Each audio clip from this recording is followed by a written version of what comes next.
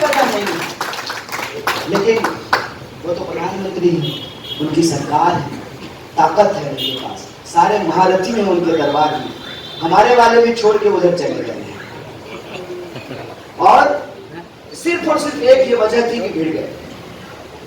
University में आया, मुझे उस यूनिवर्सिटी के बारे में पता चला, सरकार 3000 रुपया स्कॉलरशिप देती थी यूपीए की, और 3000 रुपया मेरे लिए काफ़ी था। ना कोई व्यसन, ना कोई नशा, ना कोई शौक। अब तो राजनीति में हूँ ना, कांग्रेस पार्टी की राजनीति कर रहा हूँ ना, सरकार भी है, मुख्यमंत्री भी है, तो वेशभूषा बदल जाती, हम भी जो है आई वॉच लगा करके घूम रहे होते। जीवन सादा ही आनंदित, मगन है, तो कोई खर्च नहीं था, आराम से अपनी पीएचडी कर रहे थे। और सही को सही और गलत को गलत कहने की गंगा किनारे वालों की एक प्रॉब्लम होती है। जो गंगा किनारे पैदा होते हैं उनके खून में पता नहीं क्या होता है। हमारे यहाँ दिनकर पैदा हुए, दिनकर कांग्रेस पार्टी के राज्यसभा के सांसद हुआ करते थे, और एक बार उन्होंने एक कविता लिखी, परशुराम की प्रतीक्षा। ठीक है, आप लोगों ने शायद पढ़ा होगा। परशुराम की प्रतीक्षा जो उन्होंने लिखा, तो जो है उसमें उन्होंने अपनी ही सरकार की आलोचना की। तो नेहरू जी ने दिनकर जी को बुलाया, उनकी एक और मशहूर किताब है संस्कृति के 4 अध्याय। दिनकर जी को बुलाया तो दिनकर जी इस्तीफा अपने पॉकेट में लेके गए थे कि अगर प्रधानमंत्री ने कुछ कहा तो इस्तीफा मुंह पे मार करके आएंगे। और उनकी कविताओं में जो धार था, जो वीर रस था, दिनकर को राष्ट्र कवि का दर्जा दिया गया है। मैं उसी मिट्टी से आता हूँ, उसी बेगूसराय से आता हूँ जहाँ दिनकर पैदा हुआ। तो गंगा किनारे वाले लोगों का सही गलत का गलत बोलते हैं। अब मैं आपको बता दूं, वहां हमने एक वामपंथी संगठन को ही हराया जो 10 साल से चुनाव नहीं हारा था। 10 साल से ये भी चुनाव नहीं हारा है।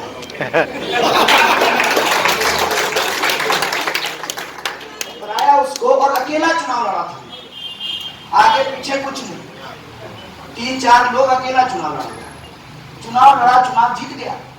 चुनाव जब मैं जीत गया तो मेरी ये जिम्मेवारी है ना कि मैं जिसका वोट लिया हूँ उनके हक के लिए खड़ा हूँ। और जो 3000 रुपया हमको मिल रहा था, स्मृति ईरानी जो है अब नई शिक्षा मंत्री हो गई, सिब्बल साहब चले गए, यूपीए की सरकार चली गई, मनमोहन सिंह जी चले गए और मोदी जी आ गए। ये 14 की बात है। 15 में जो है मैं वहाँ का प्रधान बना, और सरकार ने वजीफा बंद करने का, स्कॉलरशिप बंद करने का फैसला किया। हमने आंदोलन शुरू किया, और यहाँ से आपको मेरा जीवन जो है ना वो गूगल पे मिलना शुरू हो जाएगा। इससे पहले का जो मैं जीवन बताया हूँ वो गूगल पे नहीं मिलेगा। स्मृति ईरानी मंत्रालय से बाहर आकर के रोड पे हमसे समझौता किया, उनका सारा मेकअप जो है ना पसीने से बह रहा है। तो हम मेकअप नहीं किया है ना, बहे कर वो समझौता की, और सरकार को उसी वक्त जो है ना यह बात चुभ गई कि दिल्ली के हार्ट में एक यूनिवर्सिटी है, सरकार कुछ भी फैसला लेगी, ये जाके इनकलाब जिंदाबाद करेंगे। जब जरूरी हो गया कि इस यूनिवर्सिटी को बंद कराया जाए, और उस वक्त सरकार ने एक यूनिवर्सिटी की घोषणा की थी। वो यूनिवर्सिटी आज तक बनी नहीं है, जियो यूनिवर्सिटी। 1100 करोड़ सरकार ने एलोकेट किया था उसको, वो यूनिवर्सिटी नहीं बनी। मजबूरी में हर साल उसी यूनिवर्सिटी को, जिसको बदनाम किया, जिसके बच्चों का वजीफा बंद कराया, आंदोलन के बाद उसको चालू किया, वहां से पढ़े हुए 3 लोगों को मंत्रालय में जगह दी। अभी वित्त मंत्री बना करके रखा हुआ है। वित्त मंत्री जी कुछ और कहती हैं और उनका पति कुछ और कहता है। उसी यूनिवर्सिटी, उस यूनिवर्सिटी को हर साल बेस्ट यूनिवर्सिटी का पुरस्कार देती है यही सरकार। और इसी सरकार के अंतर्गत जो अभी मौजूदा वाइस चांसलर है, उनका एक बयान आया है। वाइस चांसलर ने कहा कि मैं आरएसएस के परिवार में पली बड़ी हूँ, मैं बचपन से आरएसएस की समर्थक हूँ, मैं जेएनयू की वाइस चांसलर हूँ, और मैं कह रही हूँ कि हमारी यूनिवर्सिटी में टुकड़े टुकड़े जैसी कभी कोई बात नहीं हुई, और हमारी यूनिवर्सिटी के बच्चे ऐसा नहीं करते। अब मैं आता हूँ ये आरोप की बात। देखिए, सफाई देने का हमको जरूरत नहीं है, ठीक है। डरता वो है जो गलती करता है। गलती अगर हम किए होते तो हम भी या तो जेल में होते या भाजपा में होते। तो हम लेकिन नहीं, क्योंकि ये राजनीतिक मंच नहीं है, ये पारिवारिक सामाजिक बात है। तो मैं आपको बता देता हूँ कहां से नकाबपोश आए।